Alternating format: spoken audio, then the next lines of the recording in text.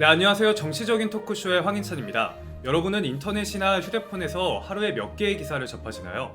수백, 수천 개씩 쏟아져 나오는 기사들 때문에 우리는 이 말이 맞는지 저 말이 맞는지 참 헷갈릴 때가 많습니다. 특히나 요즘처럼 대통령 선거가 얼마 남지 않은 시점에서는 더더욱 어떤 기사가 신빙성 있는지 그리고 무엇이 가짜뉴스인지 가려내기 쉽지 않은데요. 그럴 땐 어떻게 해야 할까요? 바로 정치적인 토크쇼를 시청하시면 됩니다. 한 주간에 가장 이슈가 되었던 정치 뉴스를 알아보고 이에 대해 이야기 나누는 정치적인 토크쇼. 오늘도 저와 함께 해주실 굿모닝 경제의 최고 미남 강영훈 기자님 모셨습니다. 안녕하세요. 안녕하세요. 첫 번째 뉴스부터 시작해 보겠습니다. 지난 2월 9일 중앙일보와의 인터뷰에서 윤석열 후보가 적폐 수사에 대한 이야기를 해서 논란이 일고 있습니다.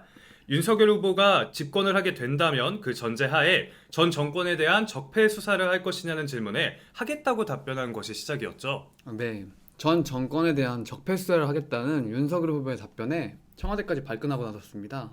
윤 후보의 발언이 기사화되자마자 청와대에서는 매우 부적절하고 불쾌하다는 뜻을 밝혔는데요. 네, 다음 날인 10일에는 문 대통령이 직접 나섰습니다. 10일 오전 참모회의에서 윤석열 후보가 중앙지검장, 검찰총장 재직 때에는 이 정부에 적폐가 있는데도 못 본 척했다는 말인가? 아니면 없는 적폐를 기획사정으로 만들어내겠다는 것인가? 답변해야 된다 이렇게 직접적인 메시지를 전달했는데요. 이건 아주 이례적인 일이라고 볼 수 있죠. 네, 아직까지 청와대에서는 야당 대선 후보에게 직접적인 비판 메시지를 낸 적이 없는데 이번에는 정말 이례적인 거죠.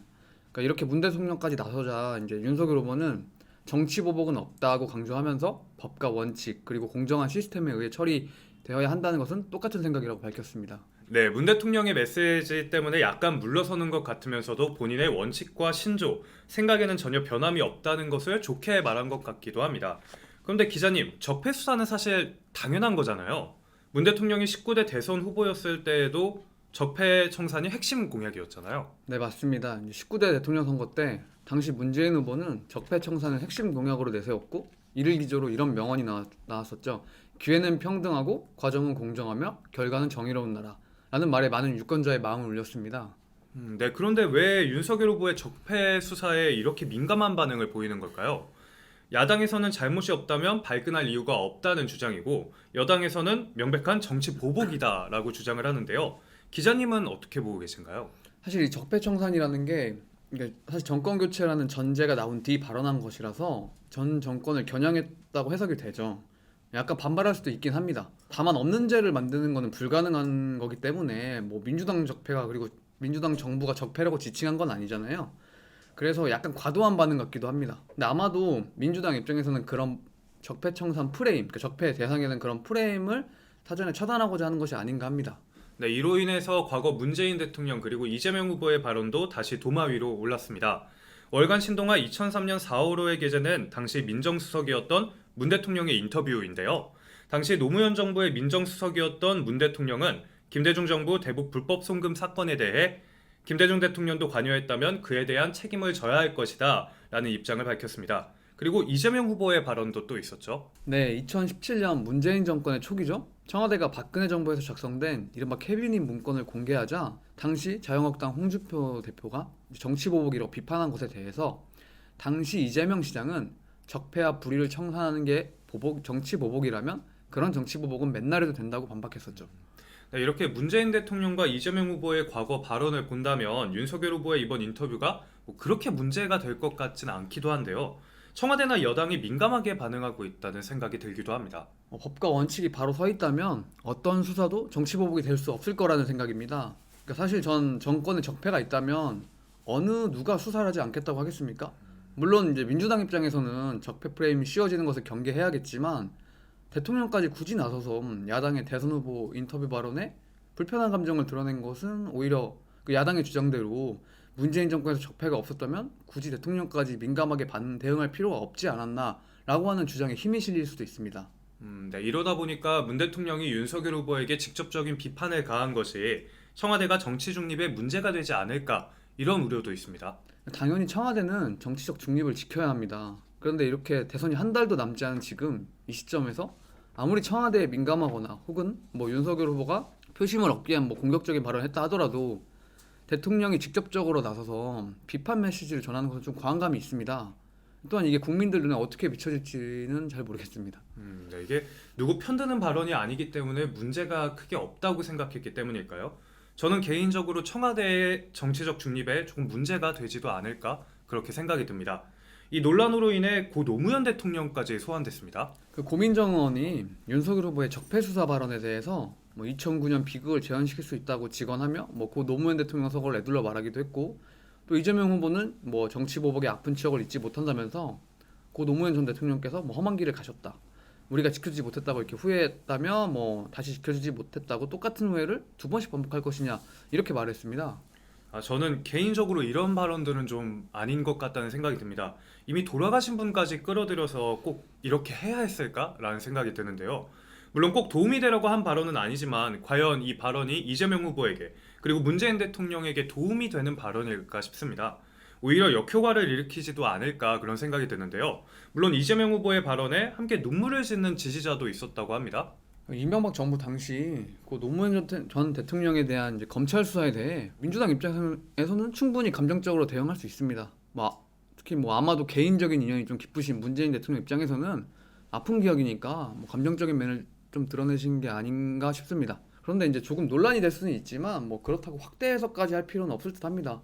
추가적인 발언이 계속 나온다면은 그건 좀 문제가 될 것 같은데 이미 윤 후보도 좀 물러나신 감이 있고 이렇게 그냥 정리가 되지 않을까 그런 생각도 듭니다. 네, 모든 판단은 국민의 몫으로 남겨졌습니다. 왜곡된 견해가 아닌 객관적인 정보만 받아들여서 최선의 선택을 하시기 바랍니다. 여러분의 선택 2022년 3월 9일 꼭 지켜보겠습니다. 그리고 물론 저희 또한 그 선택에 동참하겠습니다. 다음은 이재명 후보 캠프에 합류한 이낙연 전 대표에 대한 소식입니다. 네, 드디어 합류를 하셨습니다. 언제 합류하게 될까 많은 분들의 관심 속에 있었는데요. 대선이 한 달도 채 남지 않았는데 이제 마침내 당과 이재명 후보의 요청을 수락했습니다. 그 취임 첫 일정으로는 대국민 사과를 선택했는데요. 민주당이 국민의 기대에 미치지 못한 것도 많다며 무엇이 부족한지 무엇이 잘못됐는지 안다, 부족한 것은 채우고 잘못은 고치겠다, 국민과 국가에 필요한 일을 더 잘 수행하겠다고 했어요. 네, 국민에게 직접적인 사과 발언도 있었죠. 이걸 요약해 보자면 국민 여러분께 걱정을 드린 일도 적지 않다, 억지스럽게 변명하지 않겠다며 진솔하게 인정하고 겸허하게 사죄드리겠다. 국민께 걱정드린 잘못들이 다시는 생기지 않도록 철저히 경계하고 꼼꼼하게 준비하겠다. 그 잘못들이 오히려 약이 되도록 하겠다고 약속했다. 늘 느끼는 거지만 참 이낙연 선대위원장은 말을 참 차분하게 논리적으로 잘하시는 것 같습니다. 네, 그게 바로 이낙연 선대위원장의 최대 강점으로도 꼽힙니다. 그러니까 다른 후보들처럼 말을 아껴서 하지만 최대한 점잖게 한다는 것이 국민들에게는 좋은 모습으로 비춰지죠. 특히 언론인 출신이라서 더 그러신 것 같기도 해요. 네, 기자님은 이낙연 더불어민주당 선대위원장의 합류를 어떻게 보고 계신가요? 이재명 후보의 지지율에 유의미한 변동이 있을까요? 사실 이제 이재명 후보의 경우 호남권에서 역대 민주당 대선 후보들에 비해 지지율이 좀 낮은 편입니다. 물론 그래도 60% 이상은 상회하시죠. 근데 이제 영남권에서가 오히려 더 높은 편이라고 볼 수도 있습니다. 근데 그런 상황에서 이낙연 선대위원장이 합류를 하셨기 때문에 전남권에서는 기존 민주당 지지층의 결집효과 정도로 불러올 수는 있는데, 지금 여론조사를 보면 일시적인 상승에 영향을 줬다고는 볼 수 있는데 지금 다시 제자리로 돌아왔거든요. 사실상 큰 변화가 지금 없는 상황입니다. 그래서 앞으로 추가적인 호남권 지지율 상승도 쉽지는 않을 것 같습니다. 오히려 지금 윤석열 후보가 호남을 계속 공략하면서 30%에 가까운 지지율이 나오고 있거든요. 그러니까 한마디로 더 낮아질 수도 있다는 얘기죠. 반대로 이 후보 텃밭인 영남 공략을 더 할 수도 있겠지만 어쨌든 호남권 자체에서는 지지율이 별로 영향이 없는 것 같다, 이렇게 생각이 됩니다. 큰 유의미한 변화는 나타나기 좀 힘들 것 같다라는 견해 잘 들었습니다. 네, 다음은 세 번째 뉴스입니다. 연예계에 몸담고 있는 백인이 이재명 후보에 대한 지지를 선언했습니다. 이은미, 신대철, 박혁권, 김규리 씨 등인데요. 연예인이 공인이냐 아니냐, 연예인이 특정 후보에 대한 지지를 공개해도 되는 것이냐에 대한 논란은 선거 때마다 늘 이렇게 나왔던 것 같습니다. 기자님은 어떻게 보시나요? 사실 이제 전 세계적으로 연예인의 특정 후보 지지는 많습니다. 공인이기는 해도 민주주의니까 본인의 의사대로 지지 선언도 할 수 있어야 한다고 봅니다. 미국 같은 경우는 아예 대놓고 상대 후보를 디스하기도 하는데 건강한 정치 문화라고 봅니다. 근데 내가 좋아하는 연예인을 따라서 투표하는 이는 적지 않을까요? 네, 그런데 또 희한한 점은 연예인 지지 후보를 보니까 보수 쪽 지지자는 거의 없는 것 같다는 생각이 들었습니다. 연예인 중에서는 보수를 지지하시는 분은 뭐 따로 없으신 건가요? 뭐 그렇진 않습니다. 사실 국민의힘에서는 이미 뭐 스타필드 유세단이라 해서 뭐 김종국, 김웅국 씨, 뭐 배우 독고영재 씨나 뭐 이런 분들이 참여하는 연예인 유세단이 이미 활동을 하고 있습니다. 뭐 이번에는 없더라도 뭐 그 전 선거 때는 뭐 노주현 배우라든가 최보람 씨라든가 정준호 배우 등도 이제 뭐 보수 성향을 좀 드러내신 바 있거든요. 그래서 뭐 없다고는 할 수는 없는 것 같습니다. 아무리 그래도 상대적으로 보수를 지지하는 연예인이 극히 드문 이유는 어떻게 될까요? 이게 지지율의 차이인가요? 아니면 좀 공개적으로 드러내고 안 드러내고에 대한 차이일까요? 기자님은 또 어떻게 생각을 하시나요? 이건 제 개인적인 사견이라고 일단은 깔고 시작을 드리면 아마 과거에는 좀 연령대별로 이 진보랑 보수가 좀 구분됐잖아요. 그래서 젊은 팬층이 아무래도 좀 진보 지지 성향이 높지 않았을까 생각을 합니다. 근데 이제 그렇다고 하면 그런 팬들을 의식할 수밖에 없지 않을까요? 뭐 배우들 입장에서는. 그리고 이거는 그냥 제 생각인데 문학에 약간 진보적인 성향분들 좀 많았던 것 같아요, 과거에. 특히 뭐 분야가 특히 그럴 수밖에 없다. 네, 뭐 독재 시대 때도 그랬고 그 이후에 이제 민주정부가 들어섰어도 약간은 좀 남아 있던 것 같아요. 그래서 뭐 그리고 그 외에도 뭐 다른 성향을 가지면 공격을 받거나 하는 경우가 많았는데 뭐 이건 보수 정권 때도 뭐 블랙리스트 문제도 있었고 지금도 뭐 그런 불이익이 뭐 있는지 없는지는 모르겠습니다. 근데 그런 게 있다 보니까 최대한 좀 감추는 게 있으시는 것 같습니다. 네, 이런 연예인의 지지 선언에 대해서 뭐 정치는 생활의 일부인 만큼 뭐 법에 위배되지 않는 선이라면 개인의 정치적인 견해는 뭐 얼마든지 드러낼 수 있다고 봅니다. 하지만 뭐 연예인이 정치 성향을 드러냈다는 이유로 너무 자극적인 키워드로 과도한 관심이 쏠리는 게 아닌가 그런 생각도 듭니다. 여러분께서는 연예인의 특정 후보 공개 지지에 대해서 어떻게 생각하시는지 의견 있으시면 댓글에 남겨주시면 감사하겠습니다. 네, 다음 소식입니다. 일요일 오후 안철수 후보가 특별 기자회견을 열었는데요. 윤석열 후보에게 단일화를 제안했습니다. 여론조사로 단일화 후보를 결정하자는 안철수 후보의 제안에 윤 후보는 일단 거절의 뜻을 밝혔습니다.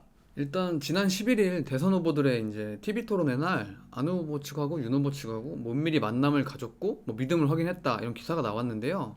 근데 그러고 나서 이제 이틀 뒤에 안철수 후보가 단일화를 제안했습니다. 근데 사실 국민의힘 이준석 대표는 단일화에 대해 계속 부정적인 입장을 밝혀왔었고 안철수 후보 또한 단일화는 절대 없다. 나는 당선되기 위해 나왔다. 이런 발언을 하셨던 걸로 기억이 나는데요. 뭐 이렇게 끝까지 완주할 것이다. 이런 입장을 밝히셨는데 갑자기 이렇게 단일화 얘기가 좀 조속히 진행이 되는 것 같습니다. 이게 어떻게 된 건가요? 기자님 아시는 부분이 있으면 말씀 한마디 부탁드리겠습니다. 안철수 후보가 물론 처음에 이제 대선 출마하실 때도 뭐 완주 얘기를 했지만 근데 저희는 그 느낌 알잖아요. 네. 항상 단일화라는 건 항상 어떻게 보니까 이제 안철수 후보를 따라다니는 수식어 중에 하나인데 뭐 아니나 다를까 역시도 하셨어요. 근데 물론 이제 그 의견을 밝히실 때는 뭐 주변의 압박, 그러니까 약간 우회적으로 얘기하기도 하셨어요. 내가 뭘 해도 단일화 꼬리표가 따라다니는 것처럼. 근데 뭐 사실이죠. 근데 국민의힘 입장에서는 계속 저희가 볼 때는 계속 이제 부정적인 반응이 나왔잖아요. 근데 그 조금만 전으로 가보면 지금 윤석열 후보는 경선 때부터 단일화가 필요하다고 얘기하신 분이거든요. 근데 그 이후에 부정적으로 얘기한 게 아니라 말을 안 했을 뿐이죠. 그러니까 뭐 양쪽의 단일화에 대한 이슈는 계속 남아 있는 거죠. 굳이 버릴 패가 아니니까요. 뭐 이득이 되면 써야죠. 물론 이제 뭐 저기 민주진영 같은 경우 뭐 이재명 후보나 뭐 심상정 후보 같은 경우 완전히 지금 안 하겠다라고 못을 박은 거지만 여긴 그런 게 없었거든요. 그래서 이렇게 뭐 충분히 진행되고 있었다고 보이고요.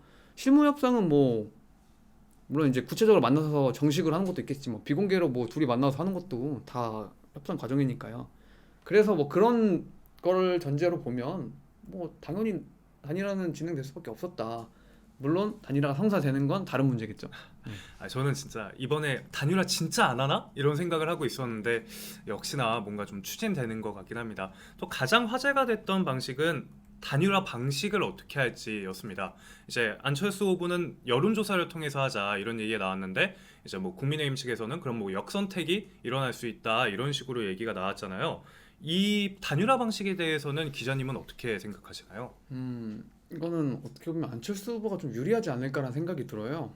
그러니까 서울시장 보궐선거 때는 이제 오세훈 시장하고 그때 단일화 했을 때는 뭐 어떻게 보면 오세훈 후보가 더 불리한 입장이었을 수도 있어요. 지지율이 그렇게 차이가 많이 안 났거든요. 근데 그때는 그래서 뭐 여론조사 방식을 통해서 한 거고 실제로 결과도 뭐 엄청난 차이는 아니었다고 저는 뭐 그렇게 생각하거든요. 지금 같은 경우는 이게 대선이잖아요. 그러니까 역선택 우려가 많죠.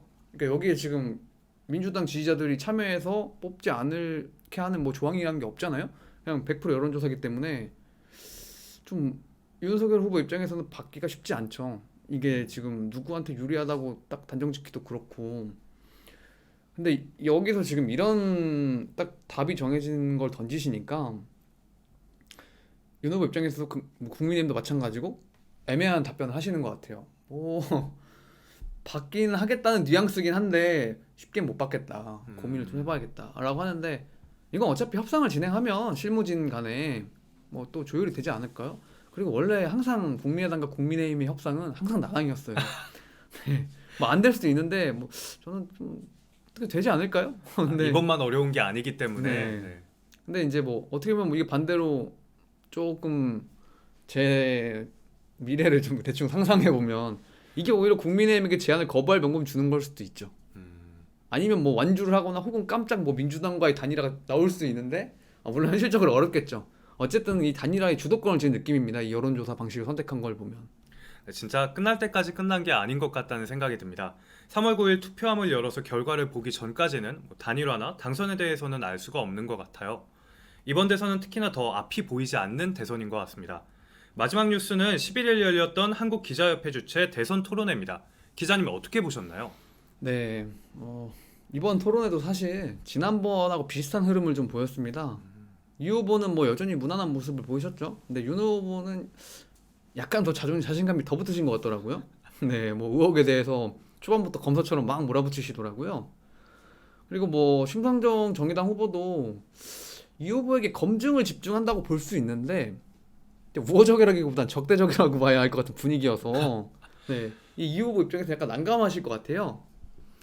이게 또 근데 또 다른 면에서 보면 이런 것도 있더라고요. 이 후보와 윤 후보 모두 안 후보에게는 안철수 후보님한테는 공격적인 질문보다 약간 우호적으로 다가가는 느낌을 받았거든요. 이게 양쪽 다 단일화의 포석인지는 모르겠는데요. 네, 대체로 저번과 비슷하지만 그렇게 뭐 의혹대한 초반 빼고는 그냥 무난했다. 뭐 그런 생각이 좀 듭니다. 1차와 비슷했다. 네. 저는 뭐 1차 토론회가 분위기를 잠깐 살피는 자리였다면 2차는 좀 본격적인 싸움의 장? 아무래도 1차보다 좀 많은 네거티브들이 오고 갔다고 생각이 됐는데요. 아무래도 대장동 의혹도 1차 때 언급이 나오긴 했지만 2차 토론회 때 조금 더 본격적으로 진행이 된 느낌이 들었습니다. 이번 토론회에 대해서 조금 더 자세히 후보들의 발언이나 토론 내용에 대해서도 이야기해 보려고 하는데요. 우선 첫 번째로 시작된 주제 토론은 청년 정책이었습니다. 근데 이거 사실 제대로 토론이 이루어졌다고 보기는 어려웠죠. 네, 이게 뭐 초반에 나왔는데 네, 청년 정책에 대해서 토론은 하지 않고 이재명 후보와 윤석열 후보가 대장동 의혹하고 도이치모터스 주가 조작으로 맞붙었습니다.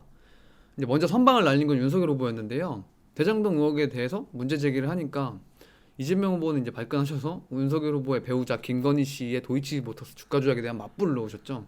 이게 근데 청년 정책에 대해서 토론하는 시간에 왜 갑자기 이렇게 의혹 공방 싸움으로 번졌던 거죠? 토론회는 토론회답게, 주제면 주제에 맞게 규칙에 따라서 토론을 했으면 했던 바람이 있는데요. 정작 이재명 후보와 윤석열 후보의 청년 정책은 들어보지도 못했다는 의견이 많습니다. 네, 맞습니다. 이제 보다 못한 심상정 후보가 이 시간은 청년 정책에 대해 논하는 자리라고 지적하기도 했는데요. 결국 윤 후보와 이 후보를 말리지 못했습니다. 그래서 청년 주거 마련하고 뭐 부동산 정책하고 쪽으로 이야기가 이제 튀어버렸는데요. 네, 저는 토론회 처음부터 그래서 얼굴이 조금 찌푸려지지 않았나 싶습니다. 그동안 청년 정책의 중요성을 그렇게 강조하셨던 두 후보인데 결국 토론에 나와서는 청년 정책을 얘기하는 자리를 깔아줬는데도 이렇게밖에 얘기를 못하나 그런 아쉬움이 들었습니다. 이제 좀 초반 지나서 근데 이제 이거 말고 다른 걸로도 붙으셨죠. 이제 윤석열 후보와 이재명 후보는 그 신천지 압수수색에 대해서 관련해서 그 의혹을 가지고 좀 설전을 벌이셨는데요. 뭐 이재명 후보는 윤석열 후보에게 뭐 이만희는 영매라서 건들면 피해 본다는 건진법사의 말을 듣고 압수수색을 포기한 것인가? 뭐 어떤 분이 양심 선언을 했는데 이만희 교주가 윤 후보 덕분에 빚을 갚아야 한다. 입당해서 경선 도와줘라라는 양심 선언이 나왔다면서 이게 진짜로 압수수색한 이유가 무엇이냐고 물었습니다. 네, 이게 참 토론회에서 얘기가 나오기에는 좀 상식적으로 말이 안 되는 내용들이었습니다. 예를 들어 이재명 후보가 말한 대로 건진법사의 말을 듣고 뭐 압수수색을 포기를 했다거나 신천지가 윤석열 후보 선거를 돕겠다고 하니 뭐 압수수색을 안 했다 이렇게 쳐봐도요. 그런데 그랬다면 아무리 윤석열 후보가 당시에 검찰총장이었다고 해도 법무부 추미애 장관이 그냥 보고만 있었을 리는 또 없거든요. 뭐 검찰 내 누구라도 지금 양심 선언을 하지 않았을까 그런 생각이 듭니다. 이게 사실 의혹은 얼마든지 제기할 수 있는데요. 근데 그 확실한 증거가 없이 단정 지으면 네거티브밖에 안 되죠. 그래서 뭐 당연히 윤 후보도 근거 없는 네거티브로 보셨고, 뭐 추미애 법무부 전 장관이 언론에 풀면서 압수수색 지시가 내려왔다. 그리고 완전히 코미디 같은 쇼다라고 이렇게 반박을 했습니다. 그러니까 압수수색을 언론에 공개하고 하는 게 어딨냐는 그런 말인 거죠. 네, 첫 번째 토론회에는 네거티브를 하지 않겠다라는 약속을 잘 지켰던 이재명 후보가 이제는 마음이 조금 바뀐 것 같기도 합니다. 다음은 현 정부의 코로나 방역에 대한 평가와 피해 대책에 대한 주제 토론이었는데요. 이재명 후보는 현 정부의 코로나 방역이 성공적이었다고 발언했고요. 다른 후보들은 모두 실패라고 답했습니다. 그런데 이재명 후보의 발언이 조금 찜찜한 부분이 있었습니다. 이게 성공이라는 건지 아니란 건지 좀 애매한 부분들이 많았죠. 이게 이제 부족한 점이 없을 수 없겠지만 지금까지 봐서는 성공적으로 잘 견뎌오고 있다고 생각합니다. 이제는 좀 바꿔야죠. 뭐 정확히 이렇게 말씀하셨는데요. 근데 이 말이 조금 좀 뭐 애매하고 좀 혼란스러워요. 그러니까 부족함이 있었지만 성공적이다. 그런데 이제는 좀 바꿔야 한다. 이게 제 이해가 제가 한 번에 되질 않거든요. 인찬 씨는 이거 어떻게 이해되세요? 그러니까 이게 저도 이 발언을 현장에서 듣고 이게 그래서 실패라는 거야? 뭐 아니면 성공적이라며? 그럼 성공이라는 거야? 좀 이런 생각들이 들었습니다. 뭐 이재명 후보를 제외한 다른 후보들의 지적도 일리는 있습니다. 뭐 안철수 후보가 자신 있게 말했죠. 뭐 안철수 말을 안 들은 게 제일 큰 잘못이다. 내 말을 들었어야 된다. 네. 뭐 아는 분은 뭐 의사 출신이시니까요. 의료 봉사도 하셨어요, 실제로. 근데 또한 뭐 윤석열 후보는 전문가의 말 안 들은 게 정부의 잘못이라고 했죠. 네, 이때 안철수 후보는 토론회 진행하는 중 가장 자신 있게 얘기를 했었죠. 저 안철수의 제언을 듣지 않았던 게 실패의 원인이라고 봅니다. 이렇게 조목조목 맞는 말만 해주셨는데요. 근데 뭐랄까 좀 느낌이 거 봐, 내 말 들으랬잖아 라는 느낌도 좀 났습니다. 네, 뭐 그렇게 보신 분들도 있죠. 뭐 전문가시니까요, 안철수 후보는. 근데 이제 안철수 후보는 두 번의 토론에서 보인 모습이 다 똑같으신 것 같아요. 그러니까 정책에 대한 많은 고민과 공부도 하셨고 아시는 것도 정말 많고 똑똑한 사람이신 것 같아요. 근데 다만 이제 뭔가 대통령으로서는 좀 아쉬운 부분이 있다 이런 느낌이에요. 그 지난번에 인천 씨가 말씀하셨던 그 토론회 할 때 좀 말투 자신감이 없는 그런 느낌도 들어요. 그럼에도 불구하고 저는 안철수 후보가 정말 정책과 공약에 대해 누구보다 깊게 고민을 하셨다는 걸 토론회에서 느낄 수 있었는데요. 진짜 정말 똑똑한 사람이긴 하구나 라는 생각이 들었습니다. 지난번 토론회에 이어 심상정 후보는 윤석열 후보와 이재명 후보의 두루까기 선공을 보였죠. 네, 그 이번 토론회에서 심상정 후보는 뭐 토론에 강한 모습을 아주 유감없이 보여줬다는 생각이 좀 개인적으로 들어요. 그러니까 뭐 네거티브한 공격이다라고 할 수 있는 그 뭐 이재명 후보나 윤석열 후보 배우자에 대한 비판 아주 서슴지 않고 하셨죠. 뭐 먼저 이재명 후보의 배우자 김혜경 씨 갑질 그 문제, 그다음 법카 논란에 대해서도 이 배우자 리스크가 아니고 명백한 후보자의 리스크라고 딱 지적을 하셨거든요. 네, 그 부분은 진짜 속이 시원한 느낌이 들었습니다. 정확하게 오목조목 딱딱 맞는 말만 하셔서 사이다 발언들이 화제가 됐는데요. 심상정 후보의 말이 맞습니다. 김혜경 씨 논란은 배우자의 리스크라고 보기는 어렵죠. 이재명 후보 또한 인정하고 사과하는 모습을 보이기도 했고요. 그러니까 앞서 뭐 김혜경 씨도 사과 기자회견도 했었고 이재명 후보도 뭐 재차 사과를 하긴 했지만 조금 부족하다는 인상이 있죠. 그리고 뭐 지금도 제보가 계속 뭐 들어오고 있는데 여러 가지로 뭐 계속 곤혹스러울 걸로 보이긴 합니다. 근데 이게 그 야권 단일화 이슈가 좀 커지면서 묻힌감이 있거든요. 조명을 못 받고. 그래서 앞으로 어떻게 진행될지 좀 계속 지켜봐야 할 것 같습니다. 네, 심상정 후보는 뿐만 아니라 윤석열 후보 배우자 김건희 씨에 대한 비판도 서슴지 않았는데요. 도이치모터스 주가 조작과 관련해서 거래 내역을 공개하라고 윤석열 후보를 압박했죠. 네, 이 김건희 씨 의혹도 뭐 김연경 씨 의혹과 마찬가지로 뭐 가볍게 넘어갈 사안은 아닌데요. 근데 이게 보면 그냥 이번 대선의 가장 큰 이슈는 정말 배우자 리스크인 것 같습니다. 다만 뭐 윤 후보님은 이제 김건희 씨 의혹에 대해서 2년 동안 수사하고 있는 사항인데 뭘 또 무슨 내역을 또 공개하냐라면서 이렇게 반박도 하셨거든요. 이번 토론회는 확실히 지난번 토론회하고 다르게 좀 서로 공격하는 모습이 많이 보였던 토론회였던 것 같습니다. 제가 봤을 때 이재명 후보는 좀 두루뭉실한 모습들이 많이 보였고요. 윤석열 후보는 정말 연습을 많이 하셨음에도 불구하고 아직 정책적으로는 조금 미흡한 모습이 보이시지 않았나라는 생각이 듭니다.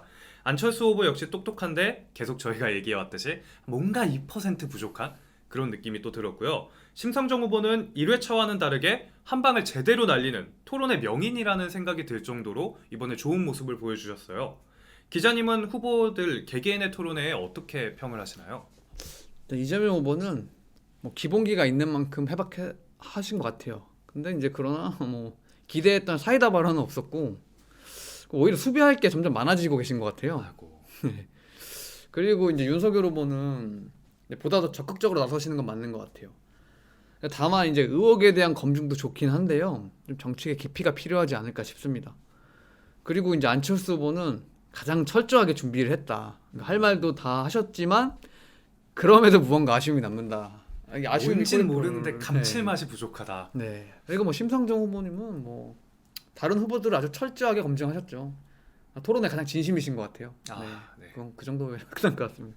네, 이제 다음 토론회는 2월 21일로 예정돼 있습니다. 선관위에서 주최하는 토론회고요. 21일, 25일, 그리고 3월 2일에 예정돼 있는데요. 기자님, 이와 별도로 다른 토론회는 저희가 만나볼 수는 없는 걸까요? 네, 현재로서는 별도의 토론은 예정되어 있지 않고요. 이번 주부터 이제 본격적인 공식 선거 운동에 들어가기 때문에 토론회가 좀 성사되기는 어려울 거라고 봅니다. 네, 그렇죠. 그러면 뭐 21일 토론까지는 저희가 기다려야 또 다음 토론을 만나볼 수 있을 것 같네요. 2월 13일부터 14일, 그러니까 저희 방송 전날 저녁까지 대선 후보자 등록이 마감됐습니다. 기자님, 후보자 등록 현황 한 번만 말씀해 주시죠. 지금 뭐 이재명 더불어민주당 후보랑 윤석열 후보, 뭐 심상정 후보, 안철수 후보도 당연히 다 등록하셨고요. 뭐 기본소득당 오준호 후보도 했고, 뭐 당연히 허경영 국가혁명당 후보도 했고, 김동연 후보도 했고요. 그다음에 이제 우리공화당의 조원진 후보, 뭐 진보당의 김재현 후보, 통일한국당의 이경영 후보, 한류합당 뭐 김민찬 후보 등 등록을 정말 많이 하셨습니다. 이번 대선도 많은 후보가 나오시는 것 같습니다. 네, 저번부터 허경영 후보를 언급하실 때 유독 밝은 미소를 아유, 보여주시는 모습 잘 봤습니다. 네, 본격적인 선거운동이 시작되는 이번 주에는 또 어떤 정치 뉴스들로 채워질지 궁금합니다. 여러분 다음 주 정치적인 토크쇼도 많이 기대해 주시고요. 굿모닝 경제의 최고 미남 강영훈 기자님, 오늘도 함께해 주셔서 감사합니다. 네, 그러면 다음 주에 뵙겠습니다. 감사합니다. 감사합니다.